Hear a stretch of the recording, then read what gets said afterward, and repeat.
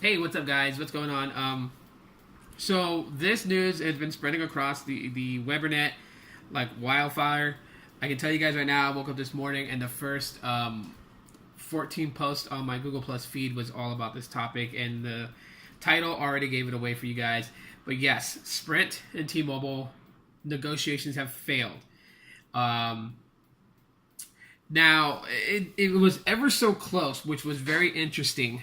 It was very interesting to see this happen because they were ever so close to closing out a deal. I think this was the closest it's ever been.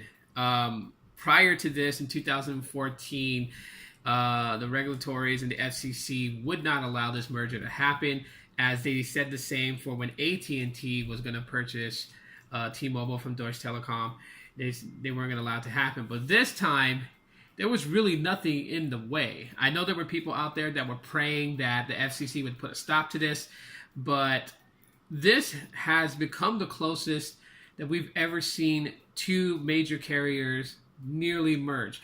Now, I think a lot of people are confused as far as the merger itself, and I just kind of wanted to clear it up from everything that I've read as I've been following this, because this is very important information for me personally, besides just doing a tech rant or tech vlog about it. And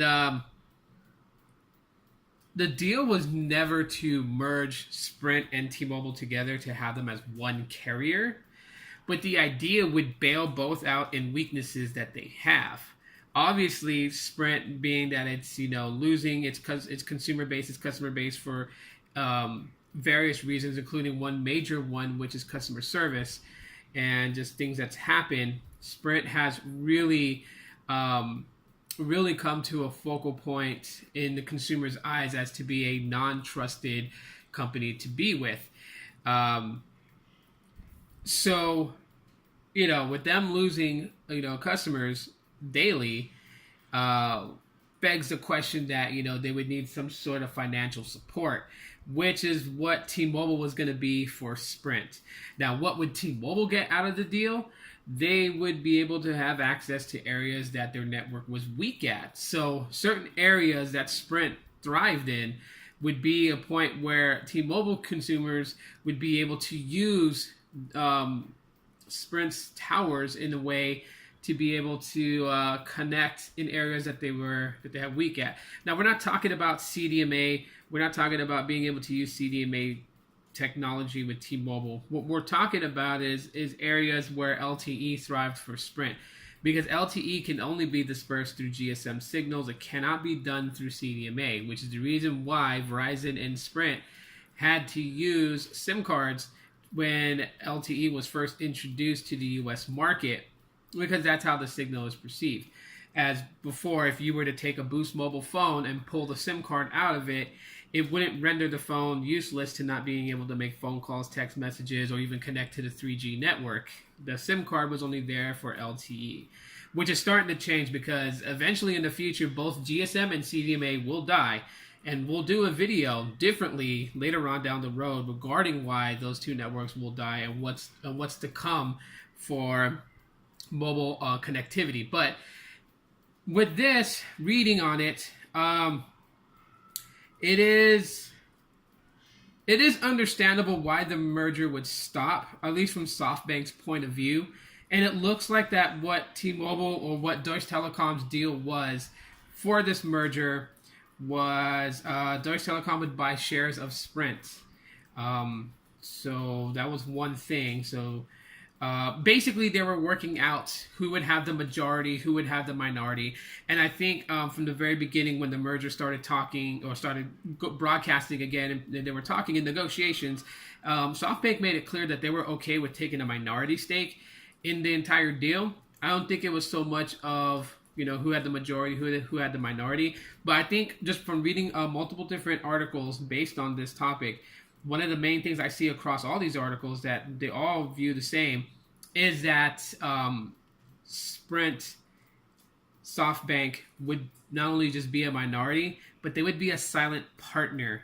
So SoftBank, who has been trying to revolutionize the mobile market here in the US, if they have ideas and plans things that they feel like would be cool or would be good or would be revolutionary for mobile carriers, things like that, they would have no say in this deal. They could not go before the board. They could not say, well, let's try this, because basically, in layman's term, the deal is we make the decisions, you don't. You put your money in the pot with our money, and we will make effort steps forward in competing with Verizon and AT&T. But basically, zip your mouth and just enjoy the ride. That's pretty much, in layman's term, what Deutsche Telekom was telling SoftBank that the deal is for this merger. And because of that, SoftBank decided, well, we're not going to be silent partners. We're not going to be quiet about all this. If we have ideas, we want our ideas to be heard.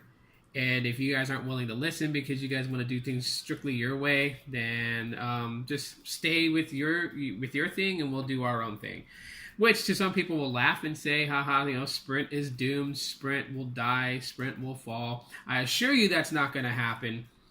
Will Sprint get the third place position back between the four carriers? It'd be a long time before we ever see that happen, because a lot of things that Sprint needs to do, and one of the main things that hurts Sprint in general, is not so much the network.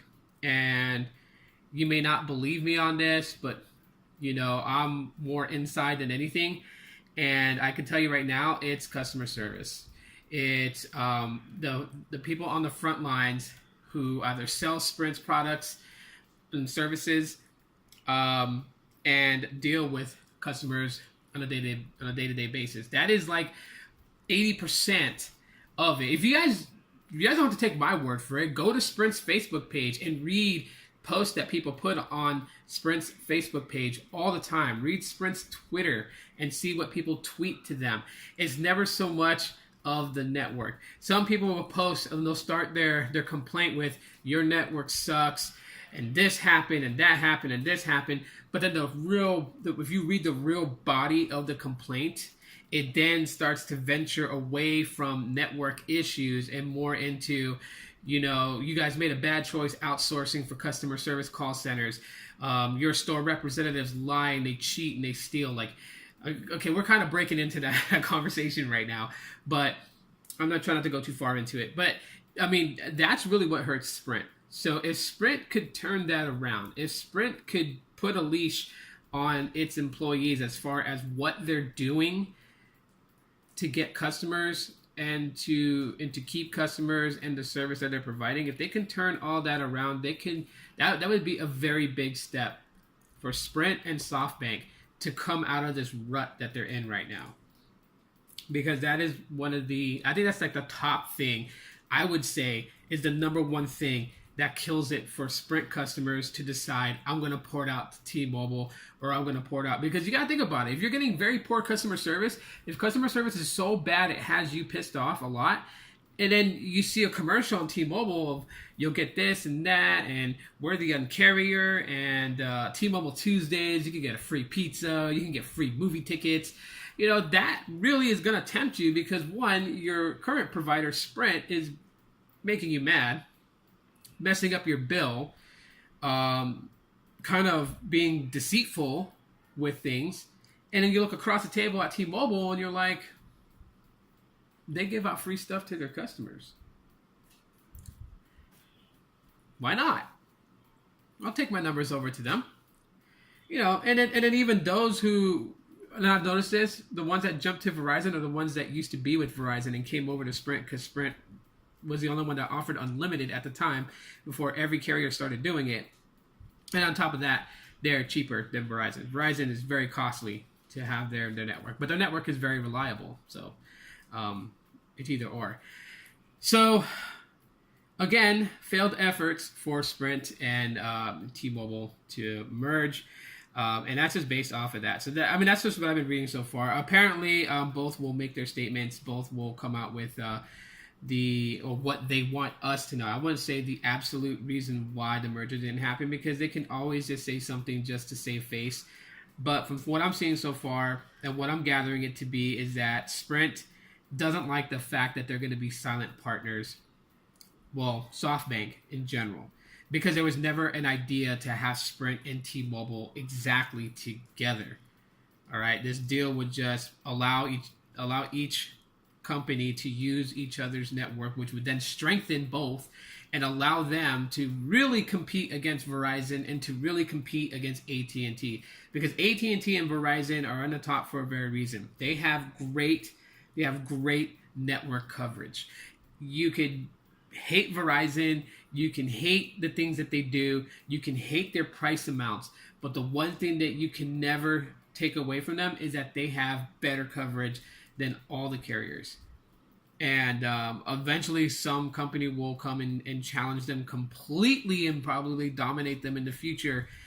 We yet to see that. But at this time, let's just put that chapter to bed. Sprint and T-Mobile to call off mergers. Now, is this for sure? And I always say nothing's for sure until an announcement is made. Right now, they could be pretty much like, we're not going to merge because of this deal that Deutsche Telekom wants with SoftBank. But who knows? We don't know if a representative of Deutsche Telekom and a representative of SoftBank are currently talking and reworking it. You never know. So right now, as it's being thrown all across that the merger is off, and technically it is, we won't know for sure until they come out and fully announce it. Either SoftBank will announce it or Deutsche Telekom will announce it. But so in a way, I'm kind of sad to see this, because it would have been interesting to see exactly what they would have done if John Ledger was CEO of both Sprint and T-Mobile, because initially that's what the idea was that he would head up Sprint, and he would have made some good changes for Sprint. I believe so. I mean, look at what he's done with T-Mobile. Imagine what he can do when he's got his hands involved with Sprint and what they're doing. So let me know what you guys think in the comment section of this video. Drop me a like if you guys enjoyed this. If you guys want to read more about it, there are like several different websites. I'm referring to my tablet right here because I'm going through like all the different ones. But I mean, Fortune is talking about it. USA Today is talking about it. Ars Technica is talking about it. The Verge wrote an article. I really don't read The Verge all too much. Sometimes I think their stuff is a little biased. Gizmodo did. CNET also posted about it. Android Authority also dropped their article. So yeah, definitely. That's it. That's it for right now, guys. That's all I got for you guys right now. Thanks for watching this video, and I will talk to some of y'all in the next one.